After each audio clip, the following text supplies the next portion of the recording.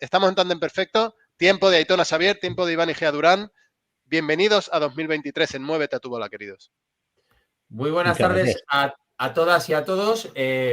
Hola, Rocío, a la sección Tándem Perfecto.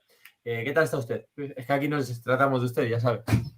¿Qué tal, abuelo Xavier? Muy bien, mira, cuando has dicho a todas, pensaba que ibas a decir muy buenas tardes, aitonas, y que luego ibas a decir aitonas y aitonos. Y me iba a encantar que dijeras eso porque te iba a corregir inmediatamente. Pero no. Bueno, pues hoy venimos a abrir aquí otro melón. Ya hicimos justo antes de las Navidades, de las fiestas, cuando empezó el Mundial, un pequeño análisis y un pequeño debate que, bueno, más que debatir y discutir entre nosotros, cada uno expresamos nuestra opinión sobre lo que suponía el Mundial de Qatar para cada uno, cómo lo vivimos, cómo llevábamos esas contradicciones, ¿no? De amar un deporte que es casi más un negocio y que además se pervierte tanto que acaba siendo un espectáculo que ayuda a blanquear ciertas dictaduras, ¿no? Y entonces, justamente ahora estamos viviendo la final de la Supercopa de España, que se disputa en Arabia y que nos abre varios dilemas. Yo voy a plantear tres que, como aquí intentamos hablar de ética deportiva, de filosofía deportiva, de cómo los valores pueden influir en el deporte y el deporte en nuestras vidas, pues bueno, voy a hablar de algunos de los dilemas que me abre a mí. No sé si queréis a lo mejor alguno dar vuestra opinión, ya te digo, no debatir, pero sí que a lo mejor dar vuestra opinión. Y luego el abuelo Xavier nos va a hacer una exposición más exhaustiva sobre el conflicto que ha habido con la Supercopa de España que se ha llevado a Qatar. Porque además tiene un artículo escrito recientemente que se publicó en El Salto llamado la Supercopa Cristiano Ronaldo y el Sport Washing de Arabia Saudí.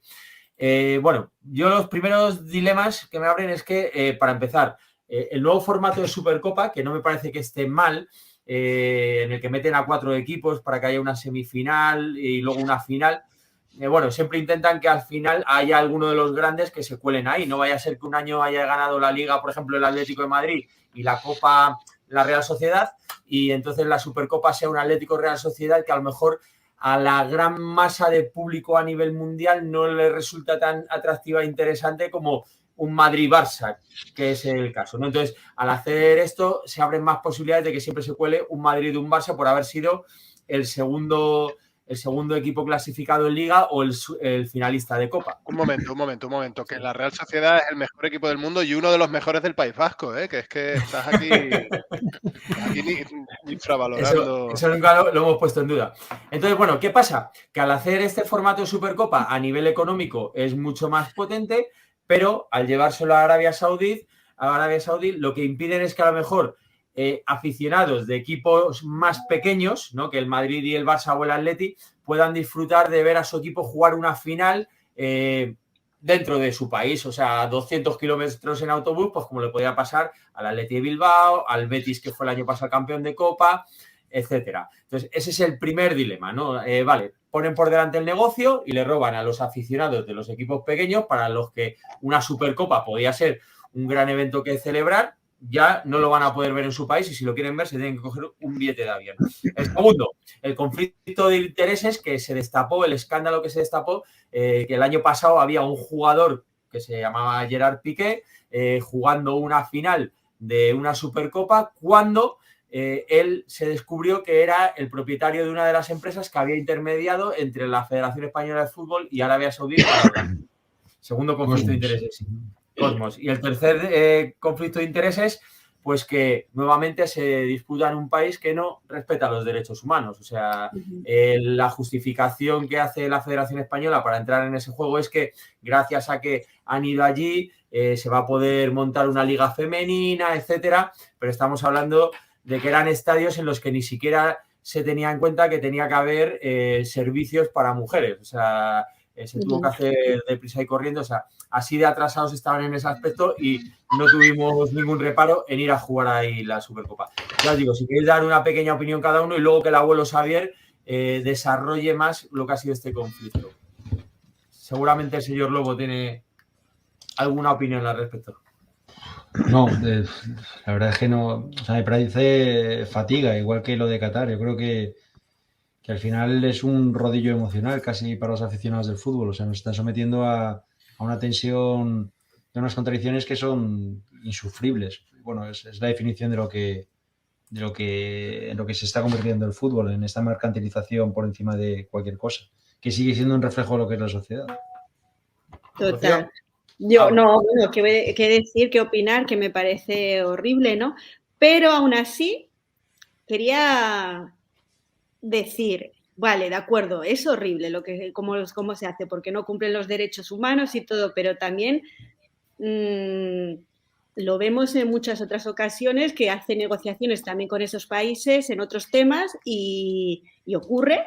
Y tampoco nos ponemos la mano en la cabeza y decimos hacer boicot a esas cosas, en el sentido que o hacemos boicot a todo por igual o porque uno a una cosa más y a otra menos. No sé si me entiendes un poco a dónde voy, ¿no? O sea que sí, está de acuerdo que se haga una crítica a esto y que estemos todos en la misma línea, pero que le deberíamos dar de misma voz en otras ocasiones que se debería hacer en esos países, a otras cosas, ¿no? Como con petróleo que se saca de allí o la mercantilización de otros materiales que se exportan y se importan de allí, no sé, que yo creo que el debate podría ser ahí interesante también. El coltán para los móviles, ¿no? Chocoflip. No, yo quería decir un poco lo que ha dicho Rocío, que no es solo con el fútbol. Ha habido mundiales de atletismo, ha habido premios de Fórmula 1. O sea, al final, todo donde se mueva dinero y donde tengas que elegir sedes, han sido una propuesta de sede de Juegos de Invierno, pensando que podían coger un monte y llenarlo de nieve, y tendrán dinero para hacerlo. Entonces, al final, donde hay dinero, mira, en el caso del fútbol, con lo de Piqué y Rubiales, creo que era, salieron unos audios en los que se veía que ellos habían recibido... ¿cómo se llama esto? Comisiones. Comisiones para tomar la decisión de llevar ahí la final de la Supercopa durante no sé cuántos años.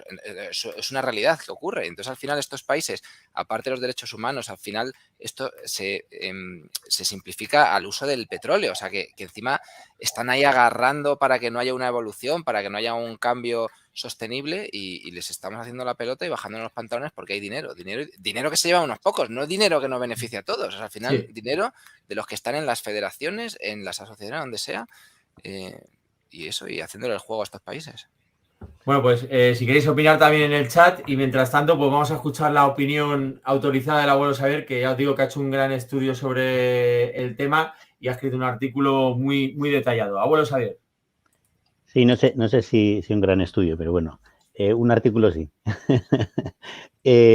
No, primero le quería decir a Choco Flint que no es que se haya presentado como candidata para los Juegos Asiáticos de Invierno, es que ha sido elegida. O sea, es decir, el resorte ese de invierno en pleno desierto arábigo se va a construir. La noticia como que es imposible que estas cosas lleguen a buen puerto. No. O sea, eso se va a construir y en 2029 los Juegos Asiáticos de Invierno van a ser ahí. Y la idea, obviamente, pues es darle conocimiento a esa nueva ciudad que se creará allí para que se convierta en un resort turístico de invierno, ojo. Pero y luego, ¿qué nos exigen a nosotros esos pequeños detallitos para el cambio climático? Me parece insultante estas cosas. Claro. Y bueno, pues eso. Yo lo que sí quería comentar, por si no se sabe, el acuerdo de la Supercopa es de 40 millones por cada temporada.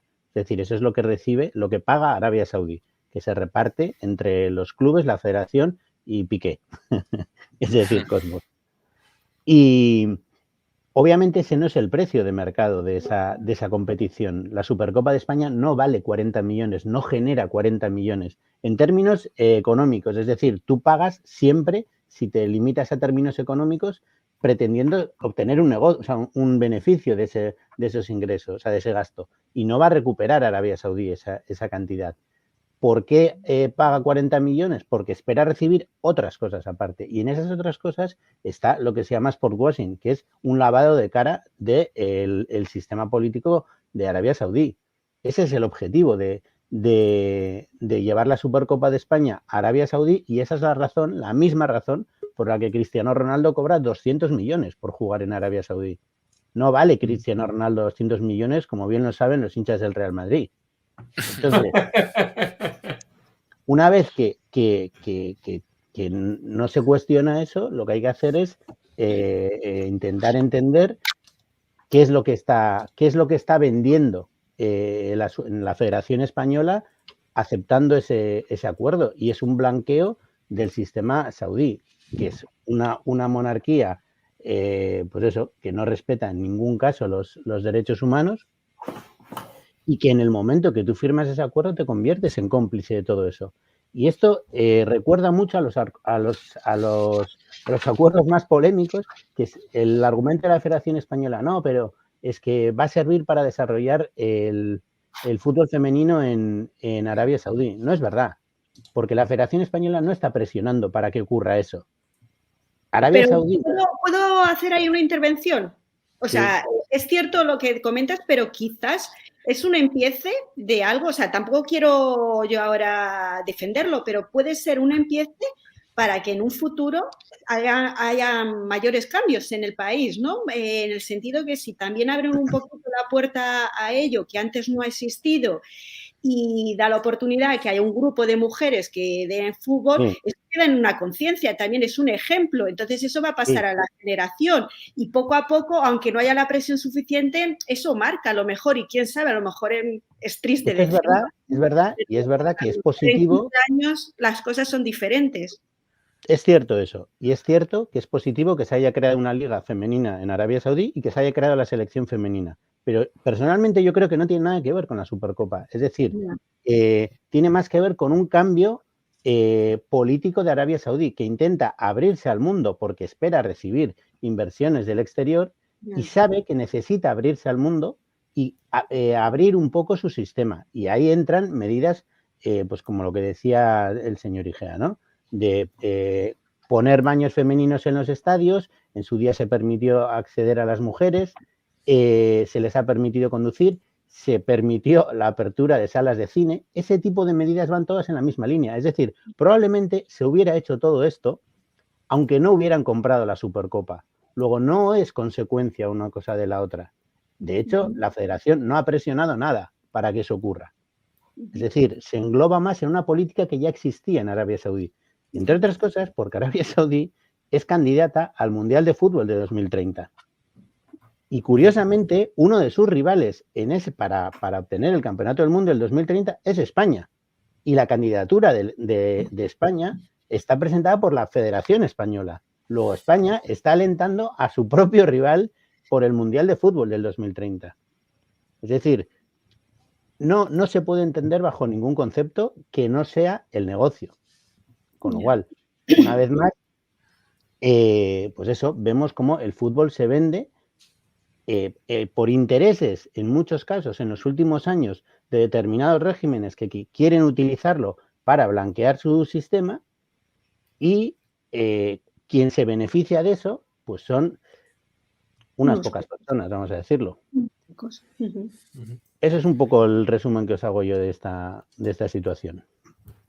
Bueno, pues ya os digo, simplemente queríamos poner sobre la mesa otro caso más en el que a los amantes del deporte y que ya nos supone muchas contradicciones, como dice habitualmente el señor Lobo, poder disfrutar del deporte que amamos como juego, como práctica deportiva y también como herramienta de socialización, porque metes en ligas, puedes ir a ver un partido con amigos, puedes hablar del tema y tal, pero cuando ves que se va pervirtiendo por el negocio, pues cada vez te genera más contradicciones, y ya cuando llega a estos límites, pues bueno, al menos tenemos que hablarlo a modo de terapia y a modo de tomar conciencia para ver si realmente muchas veces merece la pena seguir ciertos eventos, porque ya por terminar, pasaba mucho también, antes de que saliera la serie Narcos, ya tenía amigos colombianos que muchas veces me comentaban que había pueblos en los que muchos narcos, pues por tener contenta a la gente, por tener a la gente fidelizada a su causa, pues construían estadios, asfaltaban las calles, ponían iluminación. Entonces decía, bueno, mira, esto es algo que tienen que hacer pues las instituciones, no lo tienen que hacer los narcos. Entonces, fomentar el fútbol femenino lo tienen que hacer las instituciones, no lo tienen que hacer los grandes regímenes a modo de chantaje y de blanqueo, ¿no? O sea, por lo que decía el abuelo Xavier, Ronaldo no vale 200 millones y la Supercopa de España, que es un torneo que nadie veía, no vale 40 millones al año. Es simplemente pues un blanqueo. Hay que fomentar el deporte femenino y los derechos humanos desde otros medios y desde otras instituciones, no aceptando sobornos. Y bueno, con eso ya hasta la semana que viene en Tándem Perfecto. En Tándem Perfecto.